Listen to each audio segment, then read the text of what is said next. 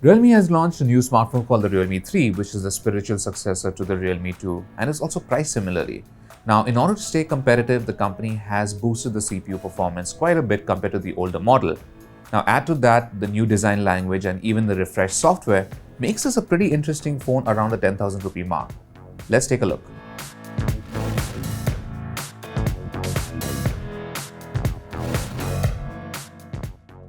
The big change of the Realme 3's design over its predecessor is the presence of the water drop notch.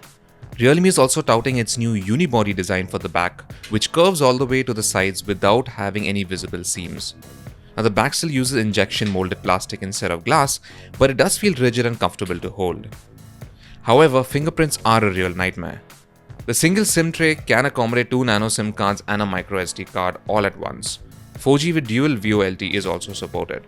You also get a fairly large 6.2-inch HD Plus display, which also has Gorilla Glass protection.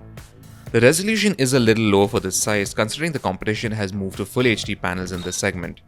As a result, images and text don't look their sharpest, but it's not bad enough to be a deal breaker either. Colors look vivid and the brightness level is good, so we had no trouble reading our emails even under direct sunlight. At the back, we have two cameras, an LED flash and the fingerprint sensor in the middle. The latter works well at authentication, but like past Realme phones, the Face Unlock is just as fast if not quicker, which is what we relied on during our daily usage.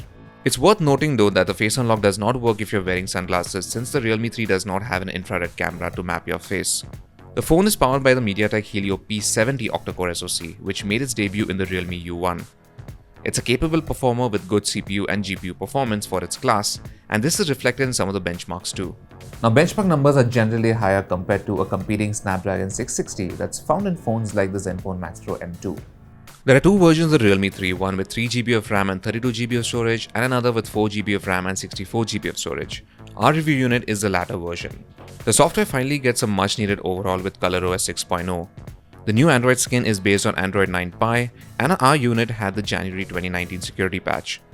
Now, ColorOS hasn't been our favorite custom Android skin if you're being very honest, but the new version fixes quite a few things while missing some.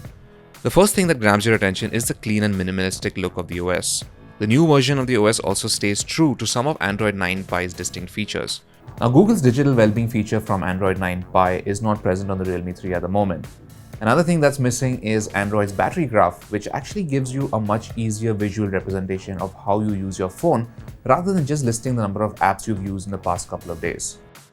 The phone fares well in gaming. We tested two of the most popular titles around, which is Asphalt 9 Legends and PUBG Mobile, both of which deliver a pleasing experience. In Asphalt, we managed to get smooth frame rates even with the graphics set to the high preset.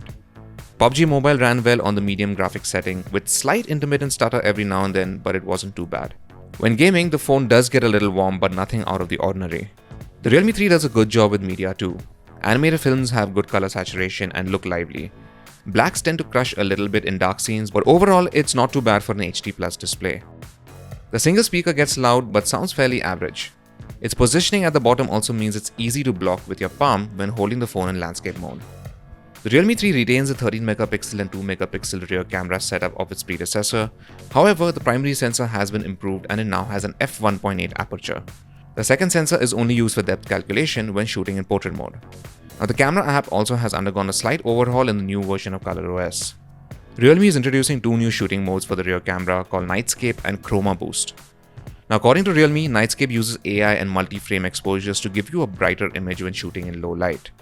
In practice, this actually delivers good results in most scenarios, but it's not very effective in extreme low light situations. You'll need to keep the phone steady for a couple of seconds, but the end result is a big improvement compared to shooting in auto mode. The second new addition is Chroma Boost, which can be toggled from within the viewfinder. This is set to boost the dynamic range of an image, especially when shooting a subject against bright light. Colors and brightness tends to get a nice boost, however this doesn't always look very natural, but the end result is definitely striking.